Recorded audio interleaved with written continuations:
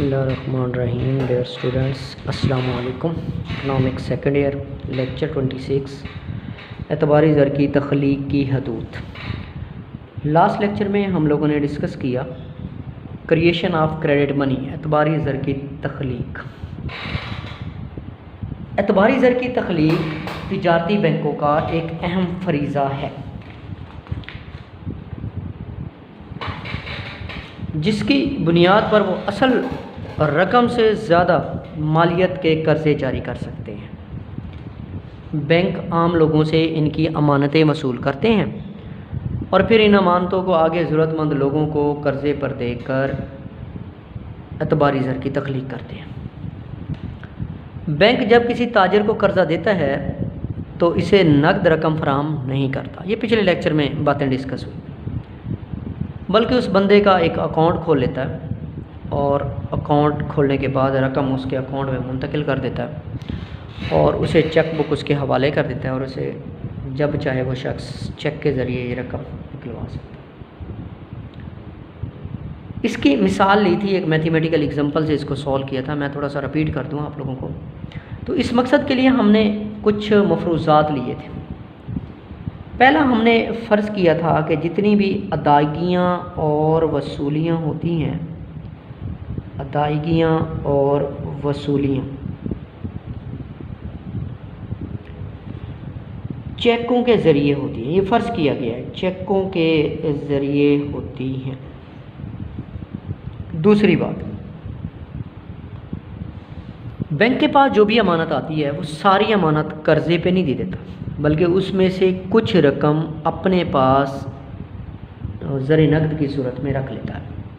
ठीक है, हम फ़र्ज़ कर लेते हैं कि ज़र नकद जो है वो 25% है। ज़र नकद जो है वो 25% है। तीसरी बात, हम फ़र्ज़ करते हैं कि एक बैंक के पास 400 रुपये की नई अमानत आई है। 400 रुपये की नई अमानत बैंक के पास आई है। अब बैंक क्या करेगा? जो भी बंदा ये 400 रुपये जमा करवा गया है बैंक के पास, बैंक इसमें से 25% अपने पास रख लेगा। यानी 400 रुपये का 25% बैंक अपने पास रख लेगा। इसका परसेंटेज ख़त्म करेंगे तो 100 से डिवाइड करेंगे तो 400 मल्टीप्लाई है, इसको कैंसिल करेंगे तो ये 4 आ जाएगा, तो 100 रुपये बन जाएगा। तो 100 रुपये बैंक अपने पास रख लेगा और बाकी जो 300 रुपये हैं वो आगे कर्ज़े पे जारी कर देगा। ठीक है, अब जो बंदा ये 300 रुपये, बैंक ने तो ये कर्ज़ा जारी कर दिया, 300 रुपये लेके गया, उसने सरमायाकारी में ख़र्च किया, ये पैसा उस बंदे से किसी और बंदे के पास आ गया जिससे उसने चीज़ें ख़रीदी हैं। तो फ़र्ज़ किया कि उस बंदे ने ये रकम दोबारा अपने अकाउंट में मुंतकिल करवा दी, अपने किसी अकाउंट में किसी दूसरे बैंक में जमा करवा दी है। अब पहले फाजमल ये ए बैंक था, तो ये रकम अब बी बैंक में जमा हो गई। अब बी बैंक वही प्रोसेस करेगा जो ए बैंक ने किया था। बी बैंक क्या करेगा? इस 300 में से 25% अपने पास रख लेगा और बाकी रकम आगे कर्ज़े पे जारी कर देगा। तो 300 का 25% लेंगे तो हमारे पास तकरीबन 75 रुपीज़ आएंगे। अब ये 75 रुपीज़ वो बैंक अपने पास रख लेगा और बाकी रकम आगे, बाकी जो 225 रुपये बनेंगे वो आगे कर्ज़े पे जारी कर देगा। अब ये जो 225 रुपये हैं ये कोई शख्स ले जाएगा, कोई चीज़ ख़रीदेगा, कहीं अपनी ज़रूरत को पूरा करने के लिए कहीं ख़र्च करेगा, तो ये रकम किसी और बैंक बंदे के पास आ जाएगी जो फ़र्ज़ किया कि अपने किसी अकाउंट में जमा करवा देता है। सी बैंक के पास, ये फ़र्ज़ किया सी बैंक के पास ये 225 रुपये जमा हो जाते हैं। इस तरह फिर बैंक सी जो है इसमें से 25% अपने पास रख लेगा और बाकी रकम आगे कर्ज़े पे जारी कर देगा और ये प्रोसेस ऐसे चलना शुरू हो जाएगा। ऐसे ये जो कर्ज़े की रकम है ये कम होना शुरू हो जाएगी और ज़र नकद भी जो बैंक अपने पास रख रहा है, पहला बैंक 100 रुपये रख रहा है, दूसरा बैंक 75 रुपये रख रहा है, तीसरा बैंक जो है तकरीबन 56 रुपीज़, चौथा बैंक 42.19 ऐसे कम होते होते ख़त्म होगा तो ये क्रिएशन भी रुक जाएगी। देखिए यहाँ एक टेबल बना हुआ है, ये पहले भी मैंने आप लोगों को समझाया। पहला दौर या पहला बैंक समझ लें, 400 रुपये की नई अमानत आई है इसके पास, इसने उसमें से 25% अपने पास रखा, यानी 100 रुपये ज़रे नकद महफूज रखा, 300 रुपये के कर्ज़े जारी कर दिए। ये 300 रुपये आगे किसी और बैंक के पास चले गए, दूसरे बैंक के पास, वो 300 रुपये में से 25% यानी 75 रुपये अपने पास रख लेगा, 225 रुपये के आगे कर्ज़े जारी कर देगा। तीसरा दौर आएगा, फिर वो 225 रुपये जो थे वो तीसरे दौर में किसी बैंक के पास आएंगे, वो बैंक इसमें से 25% अपने पास रख लेगा और बाकी रकम आगे कर्ज़े पे जारी कर देगा। ठीक है, इस तरह ये प्रोसेस चलता रहेगा। अब ये प्रोसेस चलते चलते ये देखिए, पहले बैंक ने 100 रुपये रखा, दूसरे ने 75 रुपये, पर ऐसे ये रकम कम होते होते जब ये ख़त्म होगी तो ये प्रोसेस रुक जाएगा और इसको जब हम टोटल करेंगे तो नई अमानत के बराबर ये रकम बन जाएगी। ठीक है, एक बात तो आपने ये याद रखनी है, मैंने तीर का निशान दिया कि कितनी रकम वो अपने पास रख लेगा। ठीक है जी, कितनी ज़र नकद बैंकों के पास जमा हो जाएगा। अब कितनी क्रिएशन होगी, कितनी ज़र की तख्लीक होगी, इसका इन्हासार एक फार्मूले पर है। ज़र की कितनी तख्लीक होगी इसका इन्हासार फार्मूले पर है। फार्मूला है ज़र की तख्लीक इज़ इक्वल टू नई अमानत मल्टीप्लाई बाय 1 ज़र नकद। नई अमानत जैसे 400 रुपये की आई थी पहली जो अमानत थी, और ज़र नकद हमारे पास 25%। अब इसको हम हल करेंगे तो 400 ज़रब 1/25% ख़त्म करेंगे तो 25/100 आ जाएगा। अब ये 400 ज़रब इसको हल करेंगे तो 2500 और 25, तो 25 को इससे कैंसिल किया तो 1600 रुपये की क्रिएशन हुई है, जिसमें से मैंने आप लोगों को यहाँ बताया था टोटल क्रिएशन कितनी हुई है 1600 रुपये की। ज़र नकद महफूज कितना होगा 400, जितने की नई अमानत आई है उतना ही ज़र नकद होगा। 1600 में से ज़र नकद जो बैंकों के पास महफूज पड़ा है, हर बैंक जो 25% अपने पास रख रहा था वो सबको जमा किया तो वो नई अमानत के बराबर होगा जो ओरिजिनल अमानत आई थी। तो 1600 में से 400 तो बैंकों के पास पड़ा है, तो बाकी कर्ज़े पे कितना चला गया 1200 कर्ज़े पे चला गया। ठीक है, ये यहाँ। अब अगर ज़र नकद जो है ये अगर कम या ज़्यादा होता है तो ज़र की तख्लीक पर इसका असर पड़ता है। अगर ज़र नकद कम होता है तो ज़र की तख्लीक में इजाफ़ा हो जाएगा, अगर ज़र नकद ज़्यादा होता है तो ज़र की तख्लीक में कमी आ जाएगी। अब फॉर एग्ज़ाम्पल हमने फ़र्ज़ किया था कि हमारे पास ज़र नकद जो है वो 25% है, अगर ज़र नकद कम होकर 20% हो जाता है तो फिर देखना दोबारा आप इसमें वैल्यूज़ पुट करें, ज़र की तख्लीक इज़ इक्वल टू नई अमानत मल्टीप्लाई बाय 1 ज़र नकद। ठीक है, अब नई अमानत 400 रुपये मल्टीप्लाई बाय 1/20, पहले 25%, अब हमने 20% रखा है। अगर ये 20% हो जाता है, कम हो जाता है, तो ज़र नकद कम होगा, ज़र की तख्लीक बढ़ जाएगी। तो 400 मल्टीप्लाई बाय 1/20/100। ठीक है, अब 400 मल्टीप्लाई बाय 100/20, अब इसको कैंसिल करें 5 आ जाएगा। तो 5 को 400 से मल्टीप्लाई किया 2000 रुपये। पहले क्रिएशन हो रही थी आपकी 1600 की, अब हो गई है 2000 की। तो ज़र नकद में कमी आएगी, ज़र की तख्लीक में इजाफ़ा हो जाएगा। ये प्रोसेस मैंने आप लोगों को पिछले लेक्चर में भी समझाया था, थोड़ा सा रिपीट कर दिया ताकि आप लोगों के जहन में आ जाए कि ज़र की तख्लीक कैसे होती है। अब है ज़र की तख्लीक की हदूद या हदबंदियाँ, जो आज हमारा टॉपिक है, ज़र की तख्लीक की हदूद या हदबंदियाँ। एतबारी ज़र की जो तख्लीक होती है ना, इसका जो प्रोसेस है, कोई भी बैंक अपनी मर्ज़ी से तख्लीक नहीं कर सकता। इसकी कुछ कंडीशन होती हैं, कुछ लिमिटेशन होती हैं। जो लिमिटेशन होती है उसके ताबे होता है, उसकी वजह से ज़र की तख्लीक में इजाफ़ा भी हो सकता है और ज़र की तख्लीक में कमी भी हो सकती है। पहली बात जो है इसमें वो है ज़र की मिक़दार। जितनी लोगों के पास ज़र की मिकदार ज़्यादा होगी उतना जो है ज़र की तख्लीक में भी इजाफ़ा होगा। ज़र की मिकदार, क्वांटिटी ऑफ मनी। एतबारी ज़र की तख्लीक का दारोमदार बराह रास्त ज़र की मिकदार पर होता है। अगर मुल्क में ज़र की मिकदार ज़्यादा है तो लाजमी तौर पर एतबारी ज़र की तख्लीक ज़्यादा होगी, क्योंकि अगर ज़र की मिकदार ज़्यादा है, लोगों के पास रकम है, पैसा है, लोग बैंकों में जमा करवाएंगे। जितनी ज़्यादा ज़र की मिकदार होगी उतना लोगों के पास रकम ज़्यादा होगी, तो लोग ज़्यादा रकम बैंकों में जमा करवाएंगे, तो ज़र की तख्लीक उतनी ज़्यादा होगी। अगर इसके अलावा ज़र की मिकदार ज़्यादा नहीं है, कम है, तो लोग बैंकों में पैसा भी कम जमा करवाएंगे, लाजमी तौर पर बचतें उनकी कम होंगी, अखराजात ज़्यादा होंगे, तो फिर ज़र की तख्लीक में कमी आ जाएगी। देखें ज़रा यहाँ पर एतबारी ज़र की तख्लीक का दारोमदार बराह रास्त मुल्क में ज़र की गर्दिश की मिकदार पर होता है। अगर मुल्क में ज़र की मिकदार ज़्यादा होगी तो आवाम के पास ज़्यादा ज़र नक़द मौजूद होगा और वो ज़्यादा रकम बैंक में जमा करवाएंगे। बैंक भी इसी सूरत में ज़र एतबार तख्लीक कर सकेंगे। इसके बरक्स अगर लोगों के पास ज़र की मिकदार कम होगी तो वो बैंकों में भी रकम जमा कराने के काबिल नहीं होंगे और बैंकों के एतबारी ज़र की तख्लीक का अमल रुक जाएगा। आप लोग को बात समझ आ गई। अगर ज़र की मिकदार ज़्यादा होगी तो फिर क्या होगा, एतबारी ज़र की तख्लीक भी ज़्यादा होगी। अगर कम ज़र की मिकदार कम होगी तो एतबारी ज़र की तख्लीक भी कम ही होगी। दूसरी बात, दूसरा पॉइंट है हमारे पास आवाम की ज़र नक़द के लिए तलब।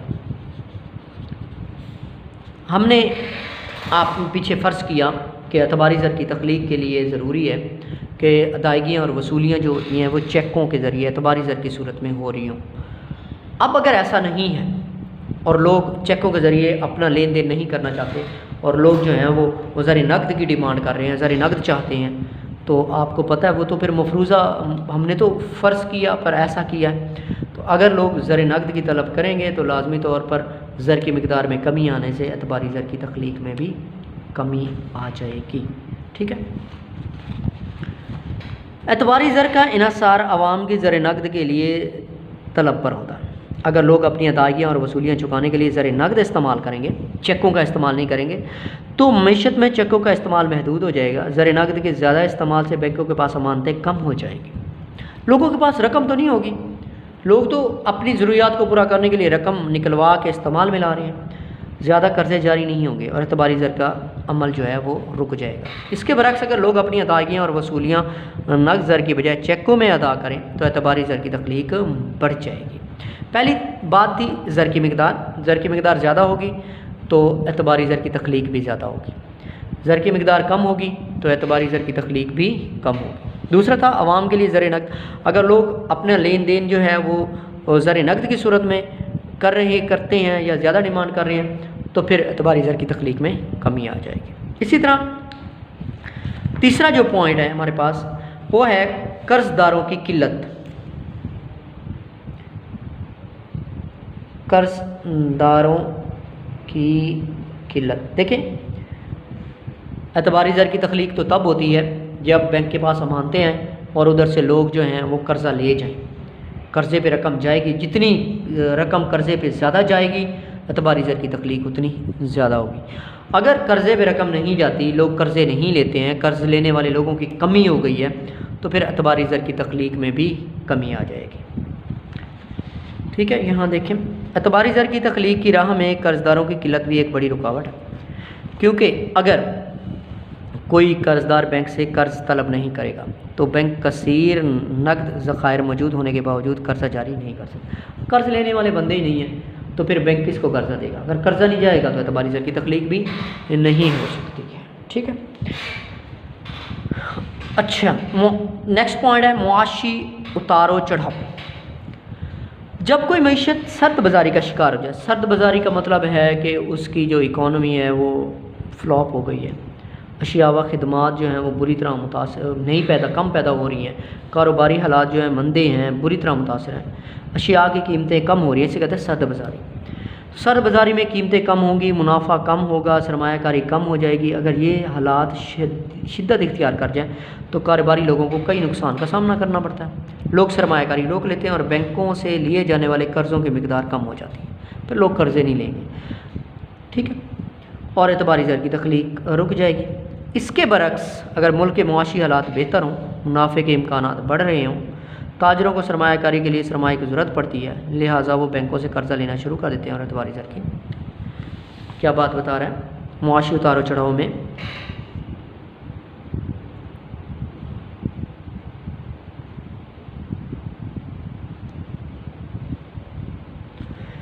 इसमें यह है कि अगर मुल्क कसाद बाज़ारी का शिकार है, कसाद बाज़ारी का मतलब है कारोबारी हालात ख़राब है, बुरी तरह मुतासिर है, कीमतें कम हैं, मुनाफे कम है, सरमायाकारी का अमल रुक गया है, तो फिर लोग कर्ज़े तो नहीं लेंगे।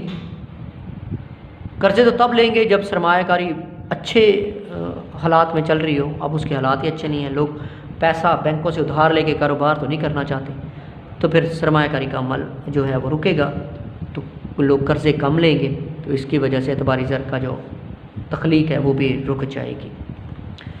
नेक्स्ट है ज़र नकद का तनासब। ये पीछे भी बात मैंने की थी, ज़र नकद का तनासब जो अभी हमने एग्जांपल ली थी, हमने उसमें लिया था कि 25% ज़र नकद है, बैंक जो रकम आती है उसमें से 25% अपने पास रख लेता है। अगर ज़र नकद जो है वो कम हो जाता है, 20% पर आ जाता है, 15% पर आ जाता है, जितना ज़र नकद कम होता चला जाएगा उतनी ज़्यादा रकम कर्ज़ों पर जाएगी, तो एतबारी ज़र की तख्लीक में इजाफा होगा। अगर ज़र नकद में इजाफा होता है, 30% हो जाता है, 35% हो जाता है, तो ज़्यादा रकम वो अपने पास रखेंगे, कर्ज़े के लिए रकम कम बचेगी, तो फिर क्या होगा, एतबारी ज़र की तख्लीक में कमी आ जाएगी। ठीक है, नेक्स्ट ये हमारे पास पॉइंट था। देखें, तिजारती बैंक कानूनी तौर पर पाबंद होते हैं कि वे मसूला मानतों में से मरकज़ी बैंक के मुकर्रर करदा तनासब के बराबर ज़र नकद अपने पास महफूज रखेंगे। ये आपने पीछे बात पढ़ी है, हर बैंक पाबंद होता है कि वो अपनी अमानतों में से एक ख़ास तनासब वो ज़र नकद की सूरत में अपने पास रखेगा ताकि वह अमानतदारों की तलबी ज़रूरत को पूरा कर सके। अगर मरकज़ी बैंक अपने मुकर्रर करदा ज़र नकद के तनासब की शरह बढ़ा दे तो एतबारी ज़र की तख्लीक रुक जाती है या उसमें कमी आ जाती है, जबकि ज़र नकद महफूज की शरह तनासब कम करने की सूरत में एतबारी ज़र की तख्लीक की मिकदार बढ़ जाती है। वो मैंने आपको एग्जांपल से भी अभी शो किया था। अभी देखिए, यहाँ मैंने आप लोगों को बताया था कि इस पेज पे अगर एतबारी ज़र की तख्लीक थी 25%, उस 400 की नई अमानत पर वो 1600 की तख्लीक हुई थी, और अगर ज़र नकद में कमी आ गई, 20% हुआ, तो एतबारी ज़र की तख्लीक 1600 से बढ़कर 2000 हो गई थी। तो जितनी एतबारी ज़र नकद जितना कम होता जाएगा, एतबारी ज़र की तख्लीक उतनी ज़्यादा होती जाएगी। ज़मानती असासों की कमी, ज़मानती असासों की कमी। अब देखिए, जब कोई शख्स बैंक से कर्ज़ा लेता है तो उसे कोई चीज़, कोई अपनी कीमती चीज़ जो है वो ज़मानत के तौर पर बैंक के पास रखनी पड़ती है। कीमती अशिया जो हैं, घर जो हैं, ऐसी चीज़ें ज़मानत के तौर पर बैंक। अगर लोगों के पास कर्ज़ लेने के लिए जो ज़मानती अशिया हैं वो भी नहीं है, उनके पास ज़ेवरात नहीं है, उनके पास घर नहीं है, वो कुछ चीज़ ज़मानत पर नहीं रख सकते, तो फिर तो लाजमी तौर पर वो कर्ज़ा नहीं ले सकते हैं। उनके अंदर कर्ज़ा लेने की जो पावर है वो कम हो जाएगी। जब कर्ज़ा लेने की पावर कम होगी तो एतबारी ज़र की तख्लीक में कमी आ जाएगी। ठीक है, यहाँ देखें, तिजारती बैंक लोगों की जायदाद और दीगर कीमती असासों को ज़मानत के तौर पर रख कर कर्ज़े जारी करते हैं। अगर लोगों के पास कर्ज़ के लिए मुनासिब ज़मानतें मौजूद ना हों तो बैंक एतबारी ज़र की तख्लीक नहीं कर सकते। लोगों के पास ज़मानत, क्योंकि बैंक ऐसे कर्ज़ा तो नहीं देगा, बैंक तो ज़मानत रखेगा, और लोगों के पास ज़मानती चीज़ें ही नहीं हैं। बैंक ग्राहकों को कर्ज़ा देते वक्त इनसे जायदादें, हिस्से, सोना या कीमती असासे ज़मानत के तौर पर ऋण रखकर कर्ज़े जारी करते हैं। इसलिए क्रॉथर ने कहा था, बैंक फ़िज़ा में से ज़र तख्लीक नहीं करते बल्कि इनकी दौलत के मुख्तलिफ़ अशकाल ज़र की शक्ल में बदल देते हैं। तो आपने ये बात याद रखनी है कि अगर ज़मानती असासों में कमी आएगी, अगर ज़मानती असासे नहीं है कर्ज़ा लेने के लिए, तो लाजमी तौर पर जो बैंक हैं वो कर्ज़ा जारी नहीं कर सकेंगे, तो एतबारी ज़र की तख्लीक में कमी आ जाएगी। दूसरा लास्ट जो पॉइंट है वो ये है कि हमने देखा कि ए बैंक कर्ज़ा जारी करता है, एक शख्स ले जाता है, फिर वो उसमें से 25% रख कर बाकी कर्ज़े पे जारी करता है, बी बैंक में रकम आ जाती है, फिर इस तरह। ये एक बैंक का प्रोसेस नहीं है, ये मुख्तलिफ बैंकों की बात है। बैंक आपस में एक दूसरे के साथ ताउन नहीं करेंगे तो फिर एतबारी ज़र की तख्लीक नहीं हो सकती है, क्योंकि एक बैंक कभी भी एतबारी ज़र की तख्लीक नहीं कर सकता। मुख्तलिफ बैंक जो हैं वो आपस में ताउन करेंगे तो ही एतबारी ज़र की तख्लीक मुमकिन होती है। अगर मुल्क में तिजारती बैंक एक दूसरे के साथ कारोबारी ताउन ना करें तो ज़र एतबार की तख्लीक मुमकिन नहीं होती, क्योंकि कोई भी बैंक, कोई एक बैंक ज़र एतबार तख्लीक नहीं कर सकता। इसके लिए इसे पूरे बैंकारी निज़ाम को शामिल करना पड़ता है। मिसाल के तौर पर अगर कोई एक ख़ास बैंक कर्ज़ा जारी कर रहा है लेकिन दूसरा बैंक कर्ज़ा जारी ना करे तो कर्ज़ा जारी करने वाले बैंक की रकम चेकों के ज़रिए दूसरे बैंक में मुंतकिल हो जाएंगी, लेकिन कर्ज़ा जारी करने वाले बैंक के नकद ज़खायर कम हो जाएंगे और वो अपने अमानतदारों की तलबी चेकों पर लिखी हुई रकम को अदा करने के काबिल नहीं रहता, अधिकारी हो जाता। ठीक है जी, ये था हमारा आज का टॉपिक इस लेक्चर का।